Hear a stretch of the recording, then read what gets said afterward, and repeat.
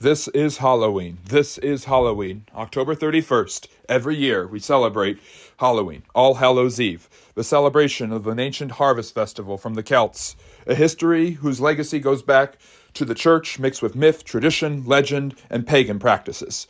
A holiday that has been commercialized and pretty much neutered in American culture, with young children celebrating it everywhere. But Halloween has a dark and mysterious background, an ancient history that goes back thousands of years. Across generations and all over the world, people have celebrated the macabre, the dead. And even now, with the commercialization and consumerism dominating the Halloween celebration in the United States and the Western world, the celebration of ghouls and monsters continues to fascinate people as they continue to be impressed just as much by death as by life, and sometimes even more.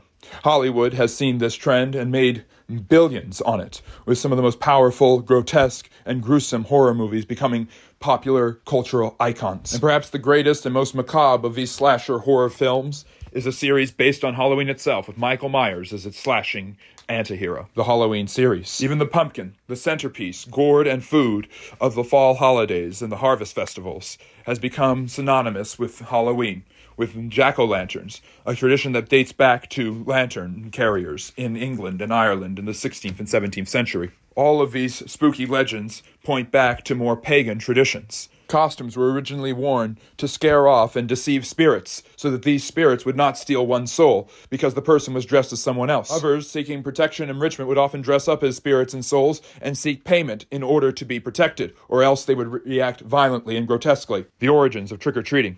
This holiday was never one for the faint of heart, and its ancient superstitions, which have adapted themselves into playful activities modernly, do not reflect the brutal and grotesque and often violent nature of the ancient pagans. This was mitigated by the efforts of the church, which sought to reappropriate the holiday and give it a Christian spin so that they could celebrate not the dead, but the living and the saintly. These efforts at religious and holy sanitation could not change the pagan and superstitious origins of the practices of Halloween. The original practices came down from the Celts, barbarians who lived in northwestern Europe, most notably the British Isles. These itinerants were fierce and violent, withstanding the Romans. They were known for many different rituals and practices. They were the ones that built Stonehenge, and they relied on their religious leaders, known as the Druids, to anchor their practices, beliefs, and traditions, and they passed them down through the centuries. They were known for witchcraft and wizardry and all sorts of warlock behavior, and their most powerful festival was on All Hallows Eve, October 31st, Samhain for them. The end of their calendar year, the marking of the end of the harvest and the beginning of a brand new year as they prepared for the deathly cold chills of winter. They were known for burning fires, large fires, sacrifices made up of animals, plants, and bones, literally bonfires. At Samhain, for them, the world of the dead came closest to the world of the living, and the spirits of the old departed ones floated around, and were dangerously close to possessing the souls of the living. Only their practices and bonfires could appease the warring and evil spirits that threatened their own safety and protection. For centuries, and perhaps even millennia, these traditions and rituals continued, as the people and their druid leaders continued to attempt to appease the spirits. And All Hallows Eve was born, a powerful and superstitious holiday that the church could not attempt to redeem. Even as Christianity spread to the British Isles in the 3rd, 4th, and 5th centuries, and even with its success at converting the local population, most notably perhaps with St. Patrick in Ireland, the Celtic traditions remained. And Christianity did what it did in many other places, particularly with Catholicism, adjust those practices to a more Christian ring. As the places of the Vikings and barbarians became liminal places between Christianity and paganism, the church, already revering the lives of the saints as well as praying for the dead, celebrated a new holiday, All Saints' Day, on November 1st, starting in the 9th century. This celebration of the dead had a more Christian ring to it as it celebrated those in heaven. But All Souls' Day, the day afterwards, the last of the 3 days, continued to celebrate the dead and the dearly departed, who Christians eagerly prayed for as they hoped that they would skip purgatory and go to heaven. These practices became essential to the Christians of the Catholic world, especially as they hoped to receive eternal life. And the 3 days became a triduum, an extremely important set of holidays for Catholicism. All Hallows Eve followed by All Saints' Day and then All Souls' Day. And the practice of All Saints' Day stood central and most important as Christians sought to become saints. But despite seeking to extinguish paganism even violently, in dark corners, ancient practices, superstitions, and fear of evil and Satan remained, especially that of witches. Witches were perhaps the most deadly and dangerous.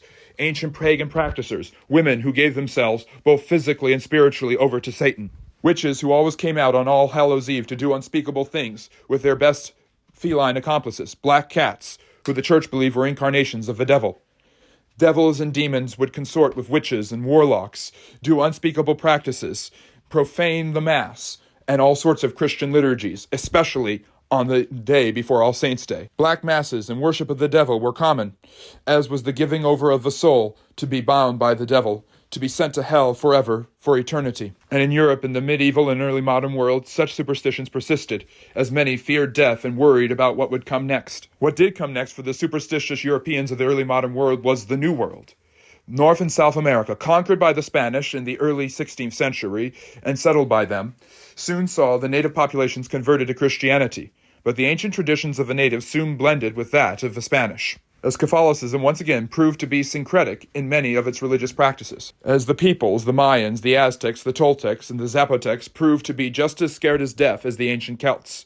Their practices, mixed with Catholicism, became known as Dia de los Muertos, the Day of the Dead, a celebration of All Souls' Day and the remembrance of souls that needed to be remembered in ancient Mayan practices, with the ofrenda serving as an altar and portal to the next life so that those who were remembered would be able to survive in the next life. Thus, these people, as the Celts before them, converted to Catholicism, as Catholicism converted to them, hoping for the best in the next life.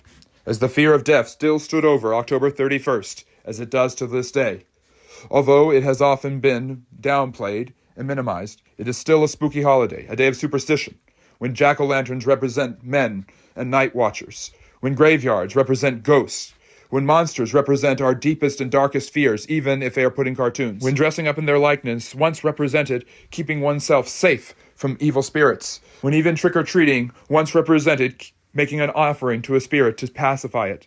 Even with the sanitation of Christianization of these holidays, even the promises of eternal peace and sainthood in the next life given by the church do not outweigh the power of death, the fear of death, the celebration of death, the commemoration of life, and the superstitions and fears surrounding evil, death, and decay, and its power in the world through the deeds of witches and monsters, ghosts and ghouls. This is Halloween. This is its story, its history, and its message. Heed it well.